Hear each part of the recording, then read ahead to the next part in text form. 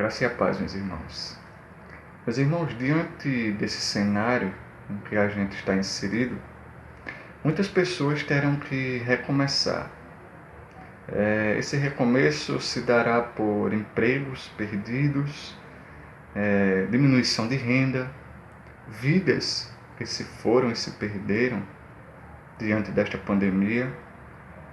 Até mesmo, meus irmãos, a nossa retomada após esta quarentena, será necessário um recomeço, pois muita coisa estará diferente e muito provavelmente para pior.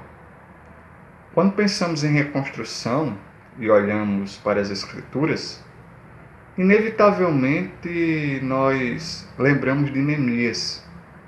E é sobre ele que eu quero tratar nesta manhã, dia do Senhor, para meditarmos. Logo no início do livro de Neemias, nós percebemos que a situação de Jerusalém não era nada fácil. O texto, lá no livro de Neemias, no capítulo 1, a partir do verso de número 1, nos diz o seguinte: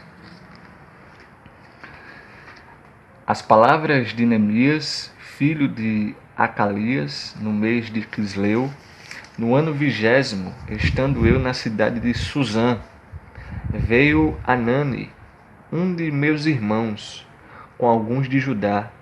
Então lhes perguntei pelos judeus que escaparam e que não foram levados para o exílio e acerca de Jerusalém. Disseram-me: os restantes, que não foram levados para o exílio e se acham lá na província, estão em grande miséria e desprezo.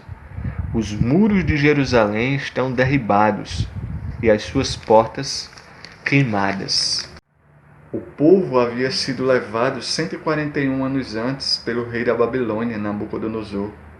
Jerusalém foi queimada e as grandes pedras do muro deslocadas. Absolutamente nada de valor havia sido deixado. Com o passar das décadas, muito provavelmente a situação só piorou com muito entulho e sujeira. Além da fome e miséria dos que haviam ficado, realizar a reconstrução e recomeçar parecia algo quase impossível para Neemias. E talvez, meus irmãos, esse seja o sentimento de muitas pessoas após este período em que nós vivemos. Recomeçar talvez seja um ato muito complicado, muito difícil, diante da situação em que muitas pessoas vão se encontrar. Mas a partir das atitudes tomadas por Neemias, nós podemos aprender algumas coisas acerca desse fato, acerca dessa reconstrução, acerca desse recomeço que será necessário para muitas pessoas a partir do momento em que essa quarentena ela acabar. Então nós podemos indagar o que Neemias ele de fato nos mostra diante de uma situação tão complicada como esta em que nós vemos. A primeira coisa que nós vemos está no verso de número 4, no verso seguinte, que diz o seguinte: Tendo eu ouvido estas palavras, assentei-me e chorei, e lamentei por alguns dias, e estive jejuando e orando perante o Deus dos céus. Então percebam, meus irmãos, em primeiro lugar, Neemias ele chora e lamenta. E, de fato, esta é a primeira reação que nós temos diante de uma situação tão difícil, tão complicada. Diante de situações complicadas, nós sim choramos e lamentamos. Mas o que Neemias nos mostra é que em nenhum momento ele murmurou. Em nenhum momento Neemias ele reclamou com o Senhor Deus. E nós também devemos fazer da mesma forma. Sim, podemos sim chorar e lamentar diante de situações difíceis, diante de situações complicadas, situações adversas. Mas em nenhum momento nós podemos murmurar ou reclamar da ação de Deus. Porque de fato, meus irmãos, o Senhor ele tem o controle sobre toda a situação, sobre todas as coisas. E é isso que nós vamos ver mais adiante. Mas a segunda coisa, e ainda no verso 4, que Neemias ele nos mostra, é que depois que ele chora e lamenta, ele busca ao Senhor. Ele busca a Deus em jejum e oração. Isso é um fato muito importante, meus irmãos, porque antes de tomarmos qualquer atitude em relação à situação adversa, antes de fazermos qualquer coisa diante de uma situação complicada, diante de um momento que exige um recomeço, uma retomada, a primeira coisa que nós devemos fazer após lamentar e chorar é orarmos ao Senhor, é buscarmos ao Senhor. É isso que Neemias fez. Porque mais adiante Neemias ele vai ser indagado pelo rei sobre a sua tristeza. Mas provavelmente nesse momento Neemias já tinha colocado em seu coração o propósito de reconstruir Jerusalém, os muros de Jerusalém, o propósito de reconstruir a cidade de Jerusalém. Ele já tinha colocado esse propósito muito provavelmente em seu coração. Mas antes de tomar qualquer atitude, ele buscou ao Senhor em oração, ele buscou a face do Senhor. E é isso que nós devemos fazer antes de qualquer decisão, antes de qualquer tomada de atitude em relação a um recomeço, em relação à reconstrução, em relação até mesmo a qualquer decisão em nossas vidas, nós devemos buscar ao Senhor em oração. Em terceiro lugar, meus irmãos, Neemias ele ignora aqueles que zombaram de sua atitude e ele coloca toda a sua confiança em Deus. Como podemos perceber no capítulo 2, verso 19, que diz o seguinte: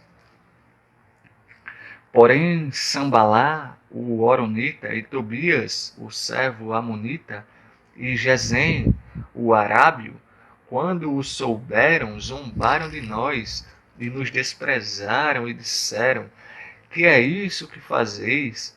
Quereis rebelar-vos contra o rei? Então lhes respondi: O Deus dos céus é quem nos dará bom êxito. Nós, seus servos, nos disporemos e reedificaremos. Vós, todavia, não tendes parte, nem direito, nem memorial em Jerusalém. Meus irmãos, diante de um momento de retomada e de reconstrução em um momento difícil, poderá haver muitas pessoas em que tentarão nos colocar para baixo, tentarão nos desanimar, mas a nossa confiança, meus irmãos, deve estar em Deus. Assim como disse Neemias, a sua confiança estava em Deus. E, meus irmãos, confiança aqui não quer dizer que temos a plena certeza que Deus ele vai fazer aquilo que o nosso coração quer. Não, de forma nenhuma. Mas confiar em Deus significa que Deus fará aquilo que está no seu propósito e na sua vontade. Isso é descansar em Deus. É confiar que Ele vai fazer o melhor de acordo com a sua vontade. Era essa a confiança que Neemias tinha. Ele confiava em Deus. Ele confiava que de fato Deus iria fazer o melhor, usando cada uma daquelas pessoas e principalmente o próprio Neemias para ajustar os seus propósitos. Utilizar de fato as pessoas como instrumento nas mãos dele para essa reconstrução, para essa retomada. E é assim que nós devemos pensar, que Deus ele de fato faça a sua vontade e descansemos nele, tendo a plena certeza que a sua vontade ela é boa, perfeita e agradável. E por fim, meus irmãos, em quarto lugar, Neemias ele teve êxito e completou a reconstrução, mas todo crédito é dado a Deus.